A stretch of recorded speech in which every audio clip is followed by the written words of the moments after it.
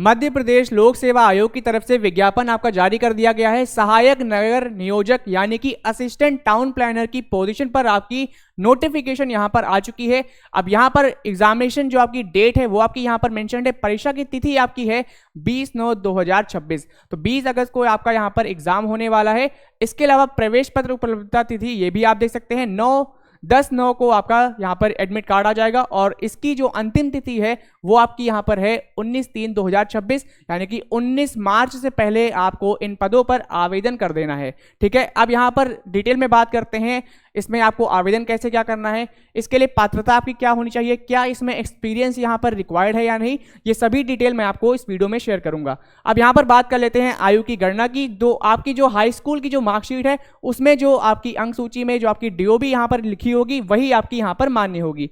अब इसके अलावा इंपॉर्टेंट आपका इसमें क्या रहने वाला है तो वो देख लेते हैं। अब यहां पर बात कर लेते हैं पात्रता की, यानी कि एजुकेशन क्वालिफिकेशन आपके लिए यहां पर क्या रिक्वायर्ड है वो डिस्कस कर लेते हैं। तो मान्यता प्राप्त संस्थान से निवेश में अगर आपने स्नातक उपाधि जो कि 4 वर्ष की अवधि की हो, अगर आपने ये पास किया है तो फिर आप इन पदों पर आवेदन कर सकते हो। इसके अलावा अगर आपने किसी मान्यता प्राप्त संस्थान से नगर निवेश या फिर शहरी निवेश या फिर नगरीय निवेश या फिर आवास निवेश या फिर ग्रामीण निवेश, इनमें अगर आपने डिग्री कंप्लीट की है तो फिर आप इन पदों पर आवेदन कर सकते हैं। ठीक है, तो कहने का मतलब है अगर आपने बैचलर्स डिग्री, एम प्लानिंग या फिर मास्टर्स डिग्री अगर आपने कंप्लीट की है तो फिर आप इस पोस्ट पर अप्लाई कर सकते हैं। इसमें एक चीज ध्यान रखना, यातायात एवं परिवहन में अगर आपने बीई या फिर एमई अगर आपने कंप्लीट किया है तो फिर आप इन पदों पर आवेदन नहीं कर सकते हैं।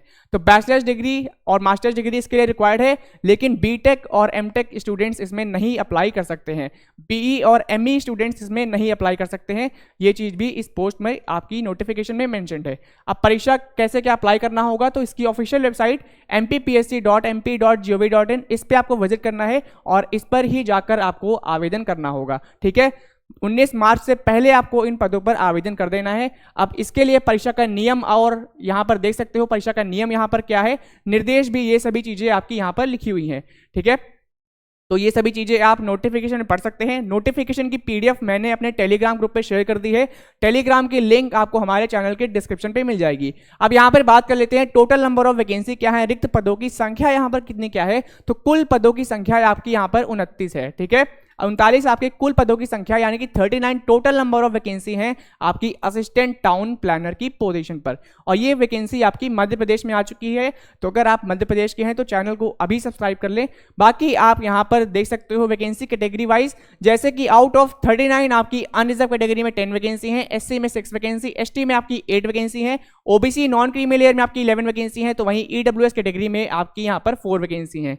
इसके अलावा यहां पर महिलाओं के लिए यहां पर आरक्षित हैं कुछ पद, तो वो भी आप यहां पर देख सकते हो। जैसे कि 39 आपके कुल पदों की संख्या थी, जिसमें आपके अनरिजर्व कैटेगरी में आपके 10 पद थे। अब इस 10 पद में 4 पद आपके महिलाओं के लिए आरक्षित किए गए हैं। ठीक है, तो ये चीज भी यहां पर लिखी हुई है।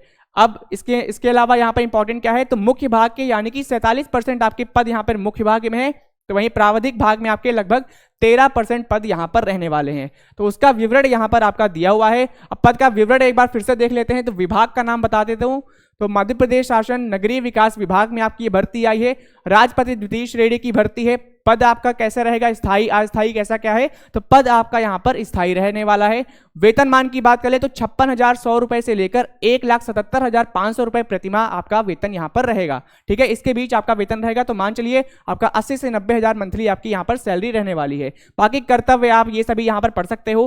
पद का नाम मैंने बता ही दिया था स्टार्टिंग में, एक बार फिर से बता देता हूं, सहायक नगर नियोजक यानी कि असिस्टेंट टाउन प्लानर की पोस्ट पर आपकी नोटिफिकेशन है। बाकी शैक्षणिक योग्यता ये सभी हमने यहां पर देख ली है।